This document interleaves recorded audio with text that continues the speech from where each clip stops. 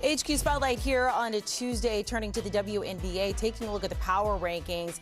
And where we want to start is with the Aces. Yes, they are up 2 spots right now, but just 3 weeks ago, they were number 8. And all of that, well, it's not just because of one moment in particular, but it is because of A'ja Wilson. Let's welcome in Tykera Carter here.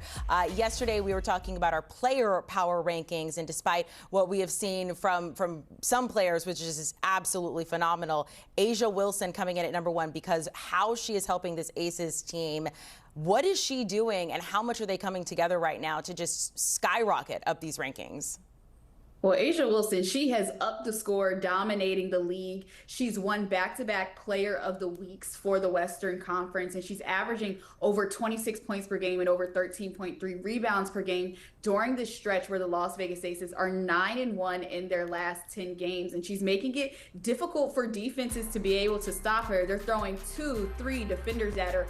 Doesn't matter. She's able to create off the dribble for herself. She has put herself in position to always be available to score the basketball and absolutely killing on the boards. And then Jewell Loyd, she has come along and she's being the Jewell Loyd that we thought she was going to be all season long, where she's been assigned to a bench role. She's loving it so far. She's been able to up her scoring, where she has now 8 straight games in double figures scoring off of the bench. And so you see where A'ja Wilson ranks most 30-point games in WNBA history, behind only Diana Taurasi. It says a lot about what she's been able to do during her tenure in the league.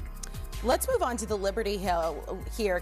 Look, they dropped just 1 spot to number 4, but they have now lost 3 of their past 4. They still don't have Breanna Stewart, but look, that can't always be an excuse. What's not working for this team right now?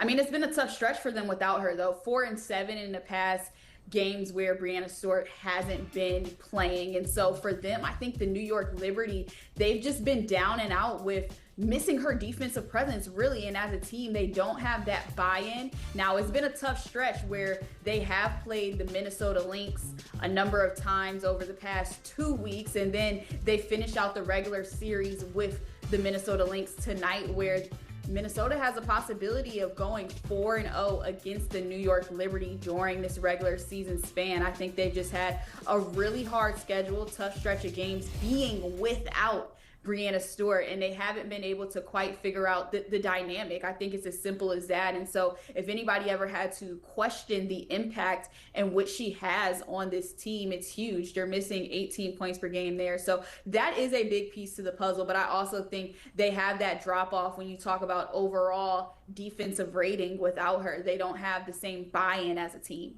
Let's go to the Mercury. They're coming in at number 5. They actually dropped a spot. I don't even care about that because of what Alyssa Thomas is doing when it comes to triple doubles. What are you seeing from this team, and more specifically her right now? Well, Alyssa Thomas, she's incredible, and I would have to say we can't rule her out of the MVP conversation by no means.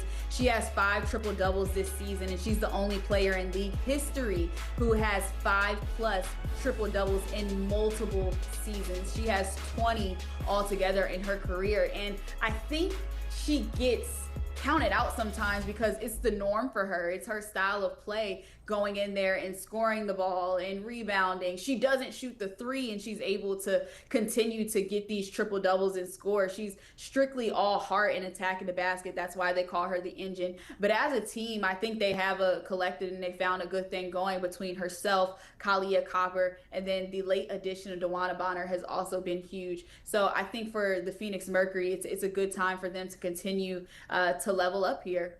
What about the Valkyries? They're up to the number 6 spot for number 8. Look, we're about a month away from the playoffs. We've never seen an expansion team in their first season make the postseason. Do you think they can do it? I think so. They've already made history by becoming the most winningest. Hopefully that's a word right there. It's always a word. in WNBA history, when they got their 18th win, and for them, they've just been able to figure it out. Now, rookie Janelle Salon, that's her shooting the basketball right there. She has been incredible, and she should be in the conversation for the all-rookie team, where she's been averaging double figures. Veronica Burton, she's having a breakout year as well.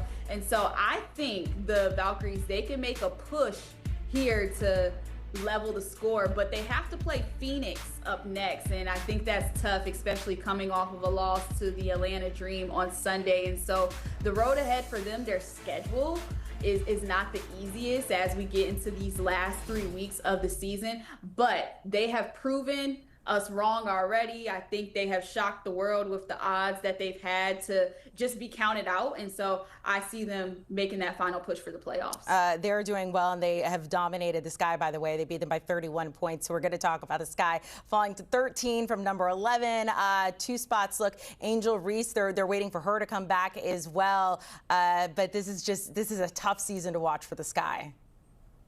It's been nasty. Angel Reese, she's missed the last 7 games. The Sky, they've only won 8 this season. So playoffs aren't in question for them at this point with around 11 games left. I think for them, it's just about trying to fight and finish strong and seeing if and when they'll get Angel Reese back. I think the good news is that she has been practicing. And so there's the possibility of her coming back into the lineup, and so that they can at least be competitive.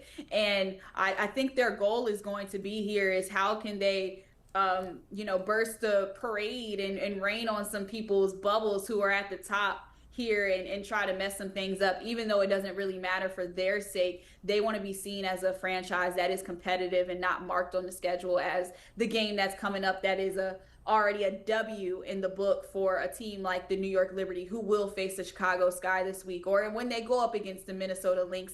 I think their goal is to remain competitive and to just stay on the side of let's see how many we can pull out towards the end of the season, even though it doesn't necessarily count for something. Yeah, I mean, if anything, you want to end the season with momentum and at least looking forward to next season, ending it on a good note. Ty, we appreciate it. Taking a look at the games we've got coming up tonight in the WNBA right now. A lot of playoff implications when it comes to these games. Lynx and Liberty favored by 2.5 there. That game begins at 7 Eastern. Your late game, Mercury going up against the Valkyries. Again, talking about that inaugural season for them, trying to make it to the postseason. Tip-off set for 10 Eastern.